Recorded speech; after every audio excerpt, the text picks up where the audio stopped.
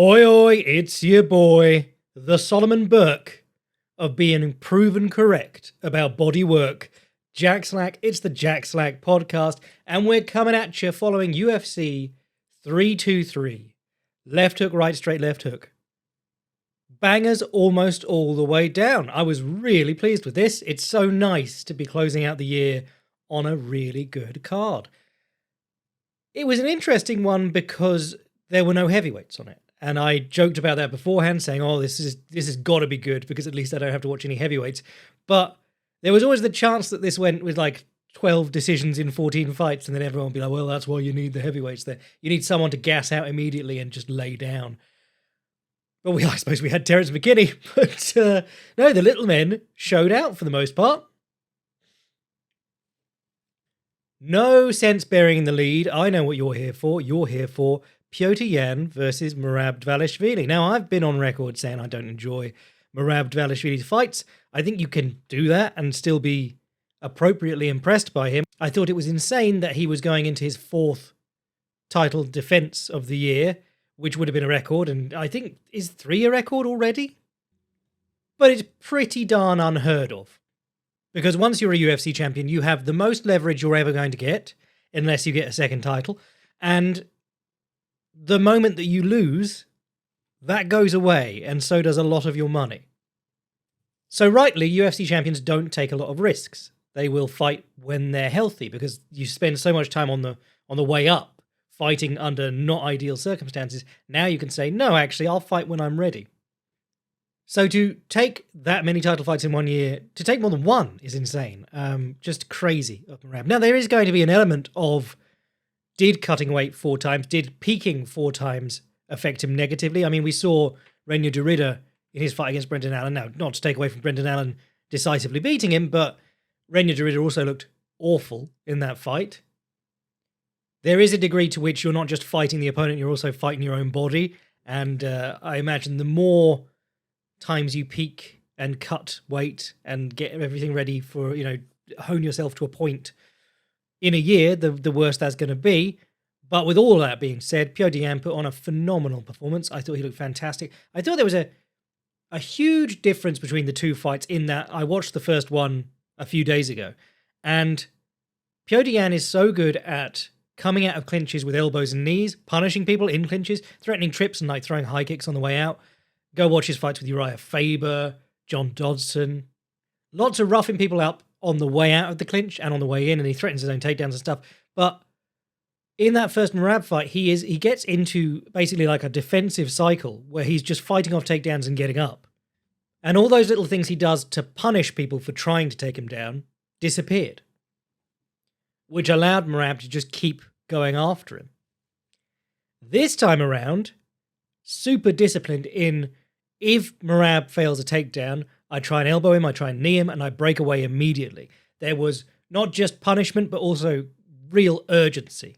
Because if you look at what Corey Sandhagen did against Merab and what Yan did against Merab here, grappling-wise, very similar.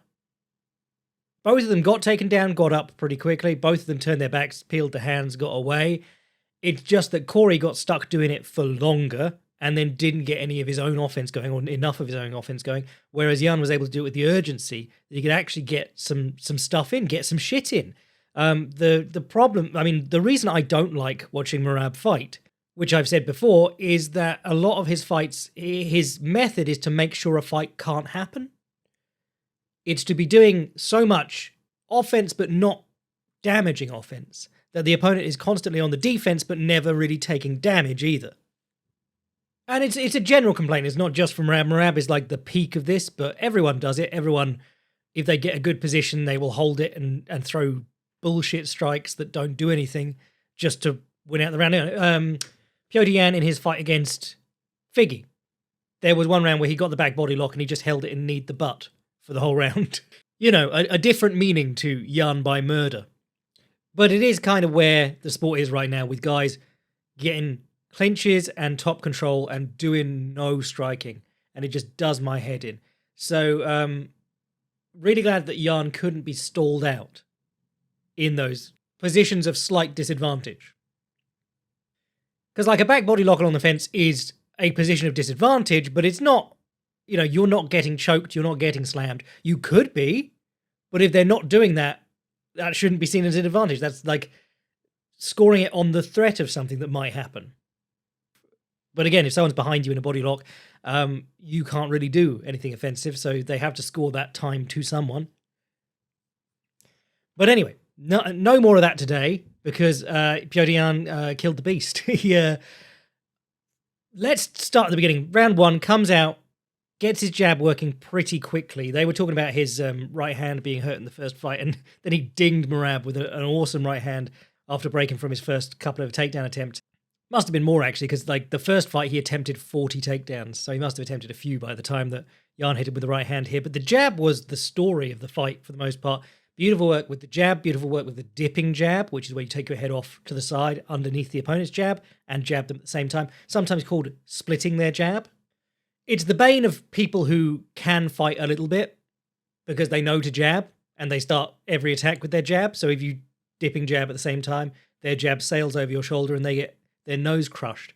Juliana Pena only had to do that to beat Amanda Nunes, and Amanda Nunes had so much trouble with it that she didn't learn to deal with it. She just switched stances for the rematch. But BJ Penn also had massive success with the dipping jab in MMA. Fedor did a bit of it. It was important to Yan here. His lead hand is very interesting because he likes to push it straight out towards the opponent's face. If you watch the first fight, if you watch any Yan fight before this, actually, his fingers are splayed right at the opponent's eyes. But in this fight, he was pretty good at pushing with the fist. He was doing a lot of cross-hand trapping, which is left hand goes across the opponent's center line and starts trapping their left hand, which can open you up to the right hand from them, but it can really stifle their lead hand. And what happened a few times, particularly in like the 4th and 5th rounds, Yan would be checking the lead hand and Merab would go, oh, okay, right, I'm going to step up. And he'd square up, ready to throw his right hand first, and Yan would just counter him with the right hand at the same time. When Merab attempted his takedowns, it was the simple turn the back, separate the hands stuff.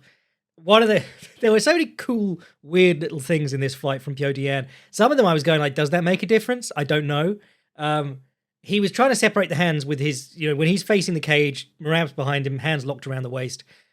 You peel the hands apart and you turn back to face them without letting them lock their hands together again. Corey Sandhagen, I've said previously, is very, very good at that. But he couldn't get the hands apart, so he pushed the hands down and then started elbowing the wrist bone, which I was looking at it going, that probably really hurts. And then moments later, he was able to peel the hands apart. Another weird thing he was doing in this fight, he'd have his lead hand extended and he'd have his right hand back in his guard. But, the traditional guard position that you'll see in a lot of Russian boxing, I mean, you can see Inoue do this and he's not Russian, but a very traditional guard for boxing is right hand by your chin, left fist up in front of your eye. Yan had his left fist out a lot of the time, and then his right hand was always like palm open on his face, and at points it was palm open over his mouth. Really strange. Like he was shocked. The shocked kitten from that Puss in Boots movie. It was so weird to look at. And I was thinking, is he doing that because then when Merab level changes, his elbow is on the inside automatically? Because if you're holding your fist by your face in a more traditional boxing or Muay Thai type stance, your right elbow can float away from your body, and then he can grab an underhook on that side when he level changes. Because he will level change. He's always level changing. He's Merab. So perhaps having his hand on his mouth allowed him to keep his elbow really tight to his body. I don't know. The elbows being tight did help him a lot because he was, particularly in the middle sort of rounds, he was starting to do great work with the collar tie. So Merab would get him towards the fence and then shoot in or duck in, and Yan would have his forearm slammed into Merab's collarbone and hold behind the head and keep him out at that range. And Merab couldn't level change through he can't dissipate the bone. So he's sort of stuck there and then has to navigate the threat of elbows and knees. And Jan's very good at holding the free wrist when doing that too. But a really cool look along the fence when he separated the hands from the back body lock was that Merab would immediately change level and try and pick up a leg. So he'd have the back body lock. When his hands got broken apart, he'd dive his hands between the legs and try and lock them underneath Jan's taint or pick up the single. And what Yan would do was, as he separated the hands, he would throw his leg back through and hook it on the opposite hip of Merab, giving him the single but with the leg on the outside, which is high level shit. That's like, I know that when I take this away from you, you're going to go for something else, so I'm going to put myself already in position to deal with that. But I was losing faith coming into this match. I abandoned my usual creed of work the body and said, you're not going to win a 5-rounder against Merab Dvalishvili. You might as well front load your performance and try and knock him out, which I said was a hard task for Petr Yan because he really doesn't like to do much in the first round. When really, I should have just been saying my usual shit and actually enjoyed enjoyed the praise after he worked the body, and it actually made a huge difference. There are a couple of things that we talk about quite a lot that Petr Yan did here. The first was attack the wrestler with wrestling. Merab Dvalishvili is much more known as the wrestler. Everyone knows he's going to try and take them down, and he's going to try and take them down 100 times. Petr Yan is much more an all-around fighter. But by threatening to take Merab down, well, firstly, he got Merab down quite a few times, and sometimes it was because Merab got stuck in the thinking of, he's winning the striking, but I'm going to win the wrestling. He won't take me down, he's winning the striking. But also, as we talked about numerous times previously, if someone wants to wrestle you and and all your reactions are purely defensive, doesn't matter how good you are at peeling the hands and running away, or however you defend takedowns, if you just end up in a defensive cycle over and over again, there is nothing to stop them from just failing takedowns and racking up time and points and slipping in strikes in between because you're purely defensive. When you threaten to take down someone who is actively pursuing the wrestling against you, you give them that moment's pause for thought, because even the really good wrestlers, they don't want to be on the bottom because it's hard work getting up out of there. Even in fights with massive wrestling disparities, we didn't dwell on it much when Makhachev dominated JDM, but JDM hit a lovely overhook throw, Makhachev style, off the cage, and he just didn't quite run his feet and get out, but he got the space off the throw attempt, which is what Islam Makhachev's always doing himself when he gets his back hooked to the fence. But you can do it with a reasonable disparity in skill. It's an old Marcelo Garcia principle that don't get caught on the defensive, attack, because even if they're better than you, when they're focusing on their defense isn't going to hurt you unless they get real slick with a counter. And to do that, they have to find their time. The more offense you throw at someone, the harder it is to start countering, which is kind of counterintuitive, but it is historically how these things work. You get used to seeing great counterpunchers overwhelmed, and then you're like, where are their counters? Surely more offense means more counters.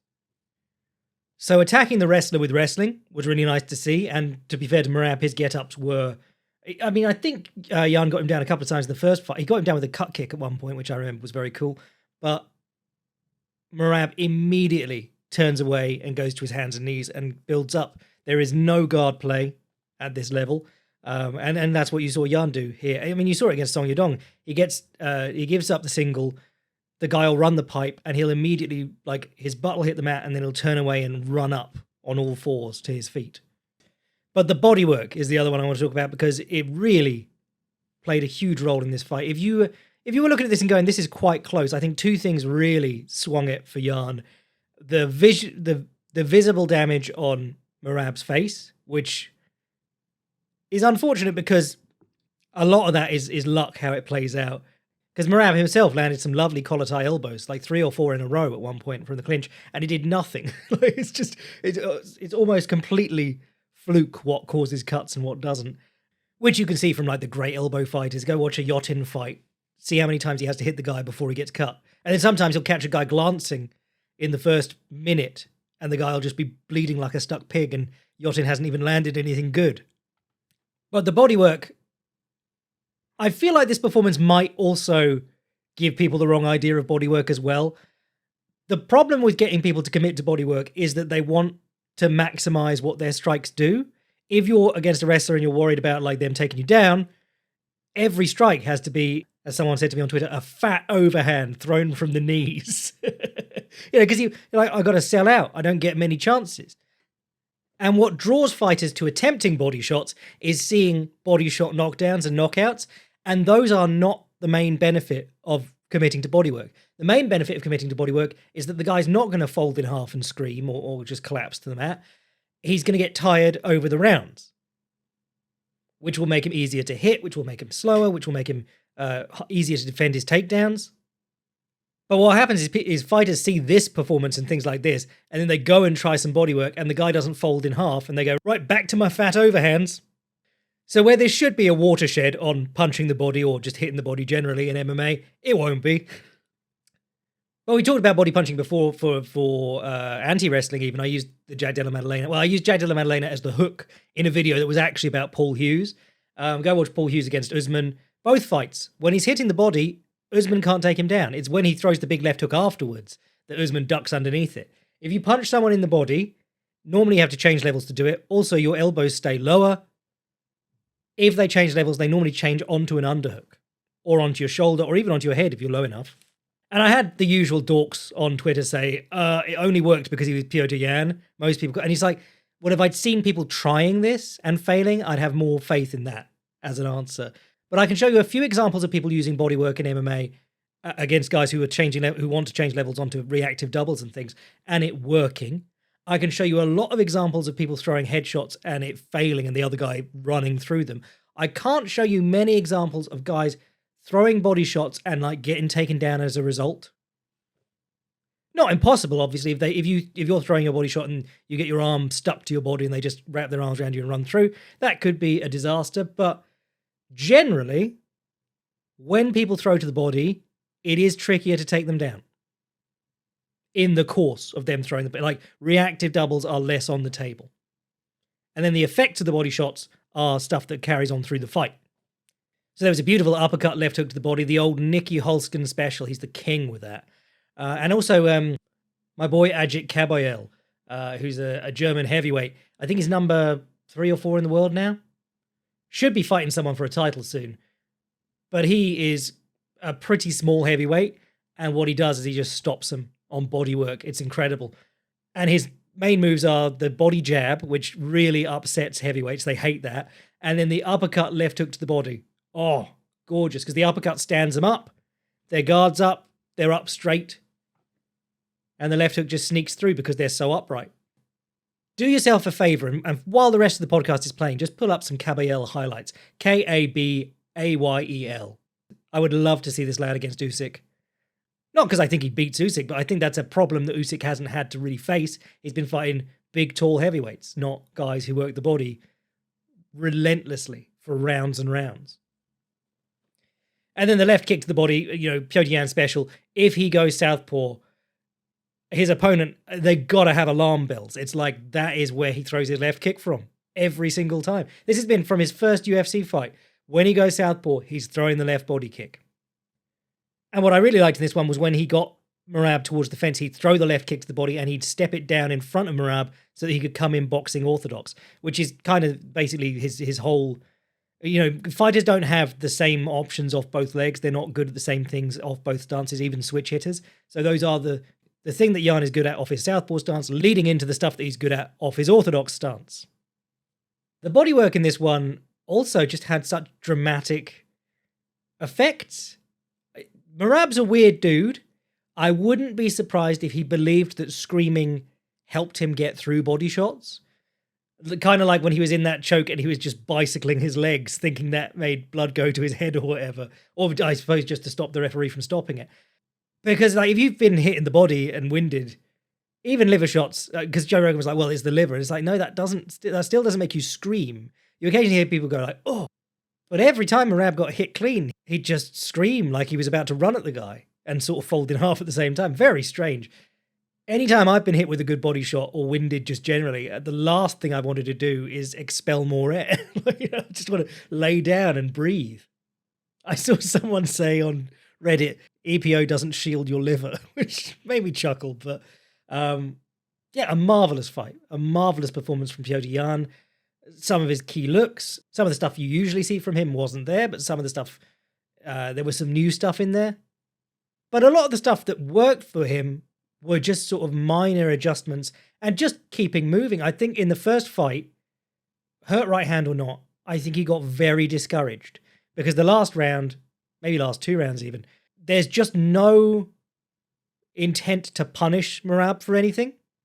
Whereas in this fight, you saw him get up from things and immediately go, right, I'm back to work. It's my offense. I'm jabbing your face until you try and take me down again. And then I'm probably going to punish you for that too.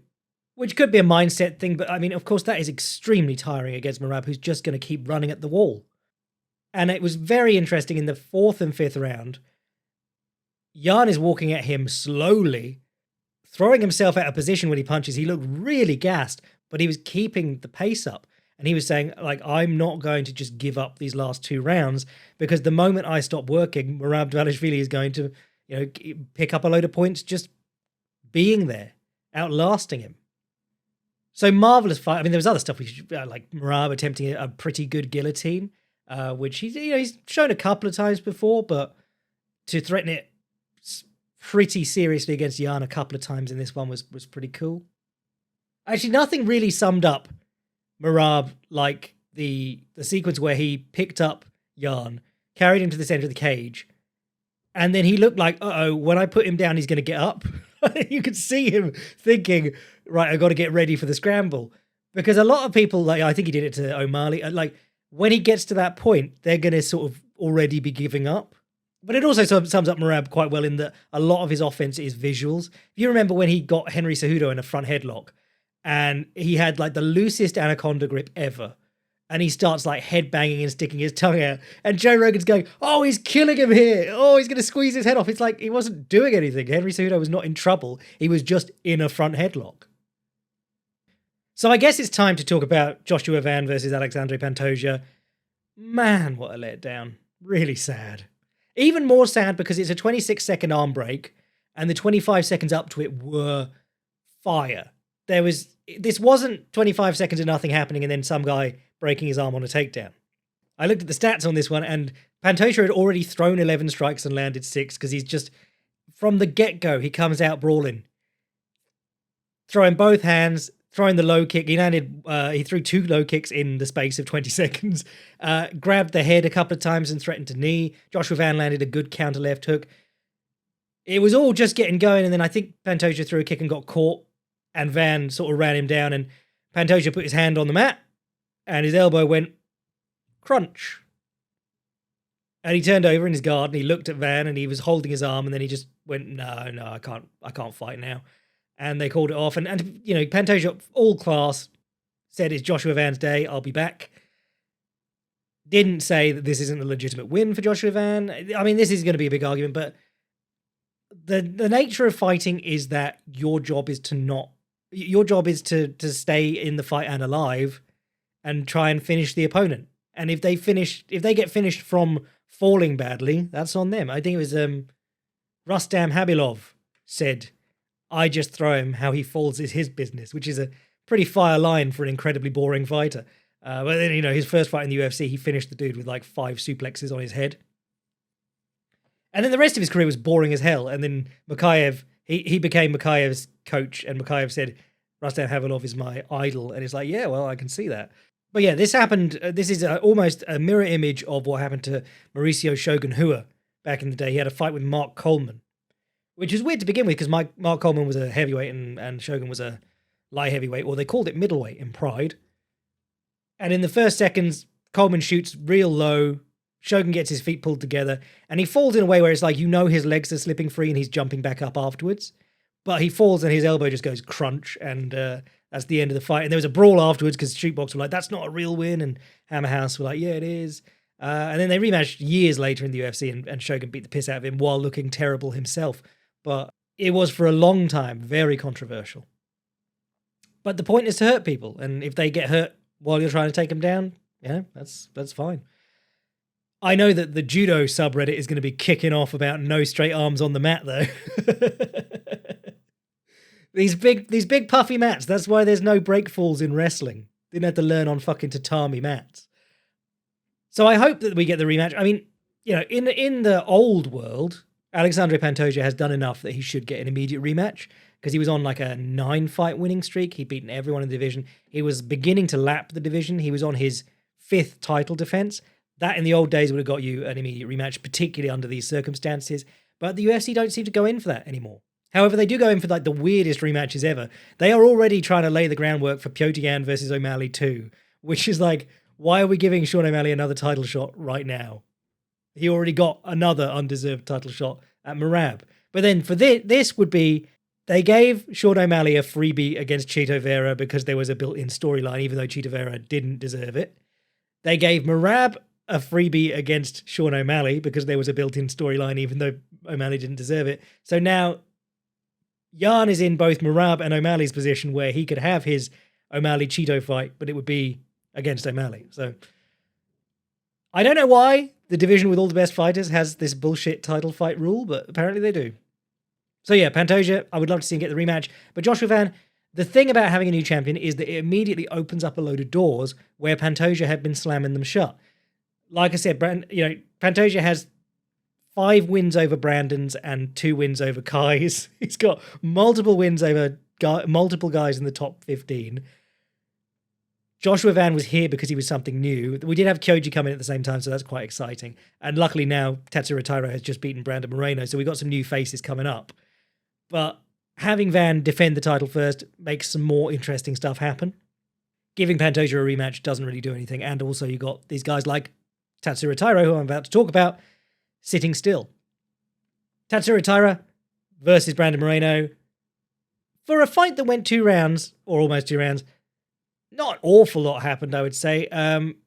There was a really interesting, I want to say cock up. No, the way that Tairo's takedown attempt turned out in the first round, he shot in low, got the crook of his elbow behind the knee for like the GSP double, came up and tried to bang the head in what's sometimes called a dresser dump or a trap hook dump. Can't remember which one it is, but it's a pretty common move.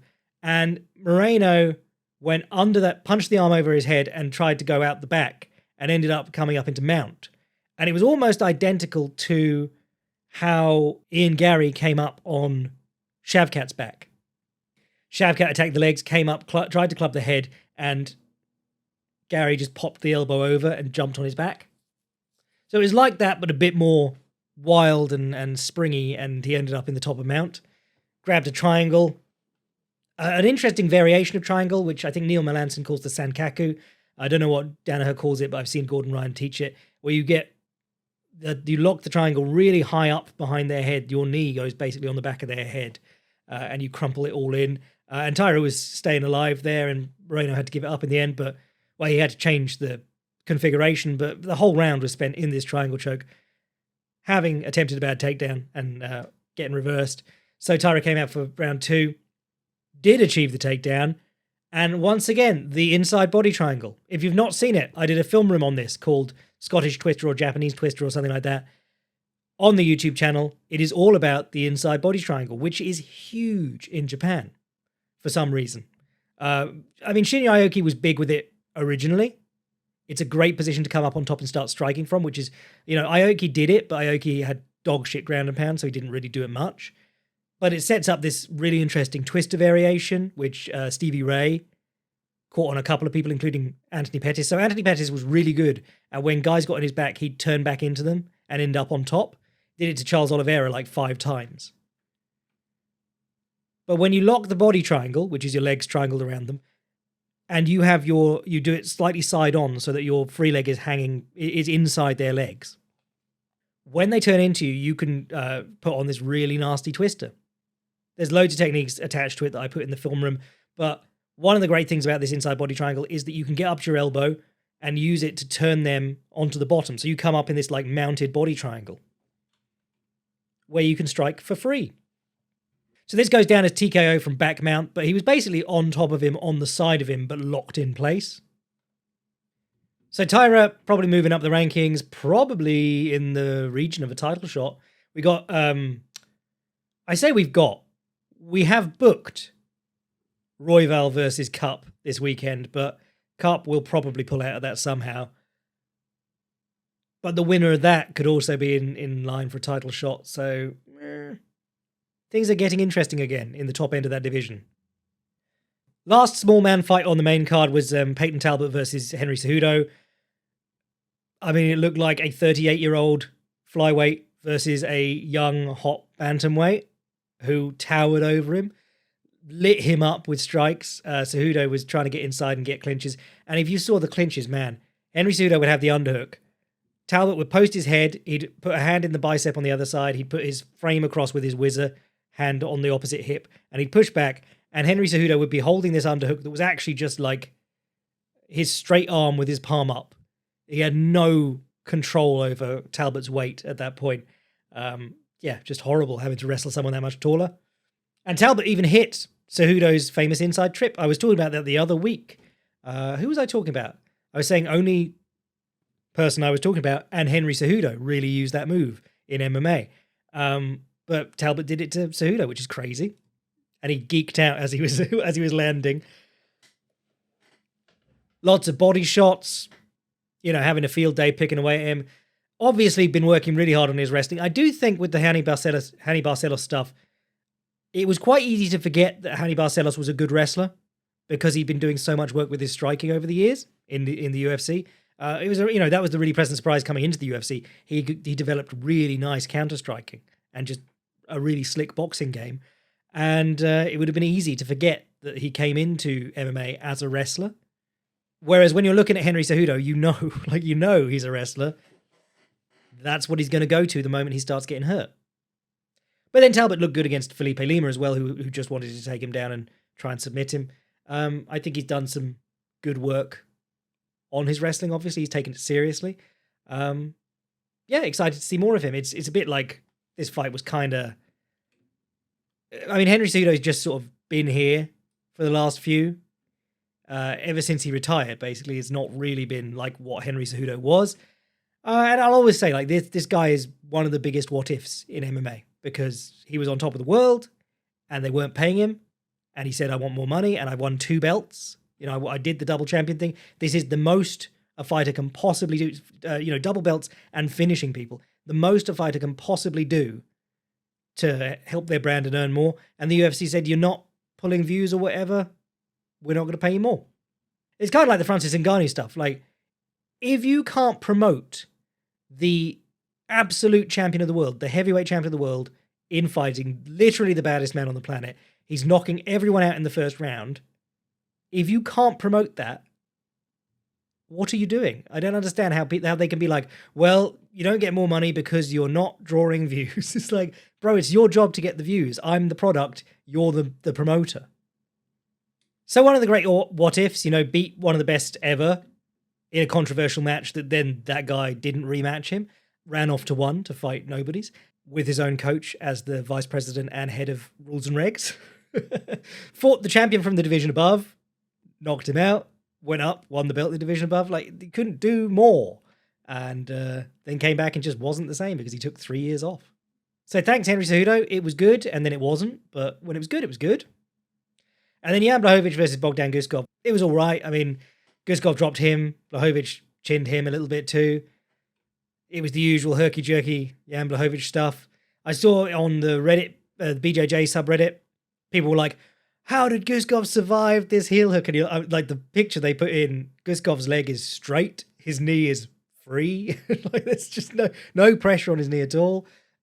To have pressure on the knee and the heel hook, Mikey Musumeci calls it like a control sandwich, but you want the joint above the joint you're attacking and the joint below the joint you're attacking, so you need to control the ankle, knee, and hip joint.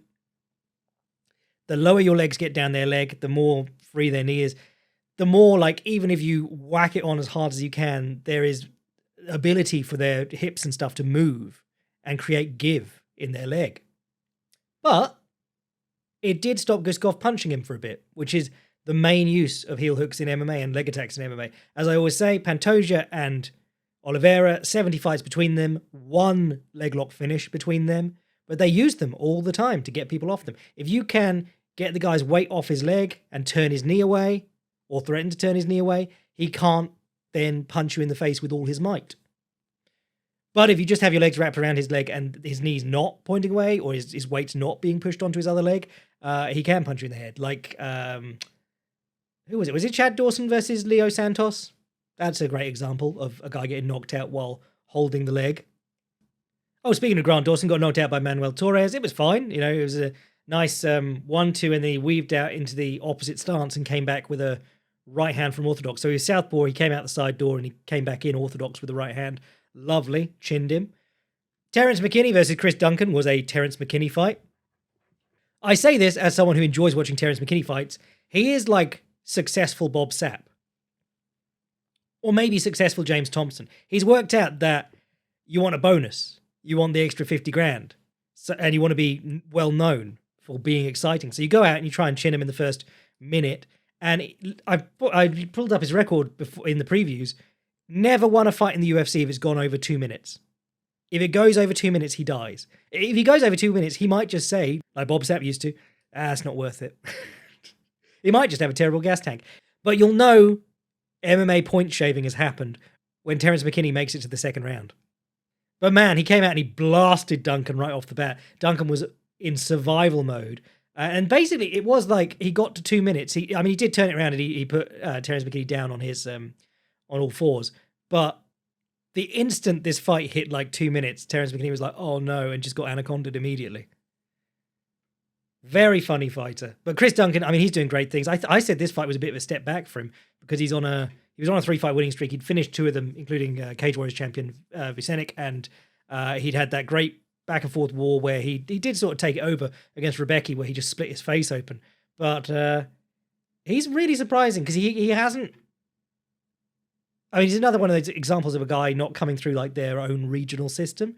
A Scottish fighter you would probably expect to end up in Cage Warriors or maybe Octagon, somewhere European. But he ended up in Bellator quite early, and then he just hopped over on the Contender Series and turned up in the UFC. Macy Barber versus Karen Silva was fine. Macy Barber came out southpaw, and I was like, does she normally do that? Can't remember. Don't think so. But the one thing that I do like about Macy Barber is that she tries to fucking crack people. And, that's special for women's MMA. But the fact that she cracks people on the ground is special for any MMA. We're always talking about this, but people don't be throwing strikes from top position anymore. Or at least they don't be throwing strikes to hurt people. They be throwing strikes to stall out the ref. And Macy Barber actually tries to hurt people. So that was fun to watch. Corinne Silva did up-kick her in the chin when she was on a knee. And Mark Smith said, I just grazed you. Didn't look at the replay. And the replay shows Macy Barber getting hit on the chin, standing up, shouting at the glass, and then stumbling away. It's just, yeah. MMA reffing, what is it like? I just watched, in Combat Karate, Sam Alvey, his legendary run was ended by fighting an actual heavyweight for his heavyweight title. Rebellis Despan murdered him. Gets dropped, stands up, as the referee is telling Despan to go to a neutral corner, Sam Alvey stumbles and falls into the side of the pit and pushes himself back up. Ref misses the whole thing and restarts the fight. And he let him get dropped 2 more times. I'm beginning to think that good refereeing doesn't exist. Fares Ziam versus Nazim Sadikov. I expected more of this fight because Sadikov did nothing. Absolutely dominated by Ziam. I love Ziam's takedown. That single leg he does off the fence, or the lift he does off the fence. When guys get to the fence and they have that single underhook, this is a Habib thing. Go watch his fight with Conor McGregor, go watch his fight with Dustin Poirier. They worked on holding one of his hands so that he couldn't lock his hands around them. And he would eventually tear it away, punch it between their legs, grab his hands under their crotch, and step to the middle and lift them. But he'd step to the middle with the same side knee that he had their leg lifted. So it was kind of like, the power twist, the standard body lock takedown. You step to the middle and you turn them over it. And he hit a trip as they were hopping. Ziam steps in with the opposite leg and just lifts dudes' legs up. He just lifts them up and they turn upside down. It's like they've been caught in a snare trap in a cartoon. And he did it 3 times to Sadikov here. And he finished him with something Matt Brown and Uriah Faber used to do. If you get the guy down on all fours along the fence,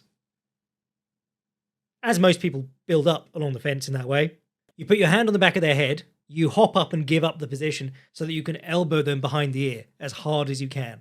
And Uriah Faber knocked out Brian Bowles like that. And I can't remember who Matt Brown knocked out like that, but man, there's been a couple of really nasty ones. I think Robbie Lawler did it to someone too.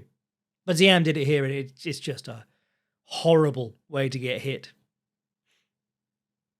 Bruno Ferreira versus Marvin Vettori was a Vettori fight, so bad. Jalen Turner versus Edson Barboza was fun but sad because obviously Barboza is very long in the tooth and getting knocked out. But I mean, it was very cool. Like the little bit of the fight that did happen, Turner hit him with an elbow and Barboza leaned back and countered with a left hook. I thought Turner got the worst of the exchange. Then Barboza starts leaking out of his forehead. And again, like first glancing elbow of the fight, slices him right open. What I really liked in this fight is that Jalen Turner a lot of the time focuses on straights, which you would. If you were that tall, you'd be focusing on straight shooting, double jabs, get the guy leaning, punch him where he is. If you watch his fight with Bobby Green, gets him leaning, punches him where he is. Lovely stuff. But in this one, he was using his elbows and his knees, which was quite cool. I mean, Barboza slips and tries to throw counters a lot, like the slip left hook to the body he loves. But he also was doing that weird shift, like sort of shifting punch where he leaps in that he was doing against Captain Gases a lot. What's his name? Makwan Amakani. So he ended up ducking down quite a bit, and Jalen Turner was through a knee, hit him in the chest. And it didn't like knock out Edson Barboza. Maybe it winded him, but it lifted him up, and then he hit him with 1-2 where he was standing. It was really nice, and that dropped him. Barboza got in on the, it is a type of deep half guard, but the Coyote guard or the Lucas Leitch guard, whatever you want to call it, started pulling his way under. Jalen Turner turned his knee out, and he swung round into a proper deep half and started coming up on the leg. But then he came up and he got knocked out because he's still recovering from being pretty badly dropped the first time. Great to see Turner get a win because he had a really bad run of luck. He was losing close decisions to guys who were in like the top 10, and then he had a couple of more decisive losses. Just kept losing half his pay every time. So pretty understandable why he retired, but glad to have him back. He is not only a freakish physique in that division, but he's very talented at using that physique. Anything else of note? Iwo Bariniewski and Ibo Aslan, two massive lads in a competition for cutest first name. But they just had a Rock'em Sock'em Robots fight. They said, we're the light heavyweights on this card. Everyone expects us to be trash. Let's at least be entertaining. And they swung at each other, and I think both got dropped twice, which is in the course of 90 seconds. Unbelievable. Mansour Abdul Malik, just obliterated Antonio Trocoli. Trocoli, not a very good fighter, but Malik manhandled him, got on top. Trocoli tried to wrestle up. Easy guillotine, high elbow. The old Marcelotine. Oh, Marcelo had his last match, or had a match over the weekend. We should talk about that on the Boycast. And then Myron Santos versus Mohamed Naimov. Nice because Naimov is a cheating bastard who is the sole reason that Nathaniel Wood is not in title contention right now. But, actually not a lot happened. There was a lot of clinching and Myron Santos slapping him on the back. And then he got caught with a 1-2 in the third round that knocked him out. Myron Santos is one of those guys, kind of like Michael Morales has been up to now, where you go, damn, what a huge hoss of an athlete. Hope he's good. And then he spends most of the fight being like, okay, and then smokes someone. And you're there going, I'm kind of hoping for more. I don't know, I just didn't expect it to be so 6 out of 10. But that was the UFC. It was a banger. I'm going to talk about the one card later this week because there was a certifiable banger in the main event. There was some stuff with Marcelo Garcia and Lachlan Giles for all the martial artsy nerds out there. And there was some other stuff on there too. And of course, we got the final UFC event of the year coming up next weekend. So we'll preview that too. Just really lovely to have an event where I looked at it beforehand, said, damn, that's all good fighters in good fights. And then it turned out to be all good fighters in good fights. Didn't expect the Merab one to be fun, but, beggars can't be choosers. And I was very, very pleased with that. Still very sad about the Pantoja Van fight, though. Oh, well. That's the monkey's paw. If Pantoja has to lose for Dvalishvili to lose, I'm willing to accept that. I'm your boy, Jack Slack. Sign up to the Patreon, support the podcast. Be a boy. And if you do, I'll catch you in the middle of the week. And if you don't, I'll see you next week. UFC swearing that Pantoja broke his shoulder while everyone in the world rewatches the clip of him breaking his elbow 1,000,000 times. Bless.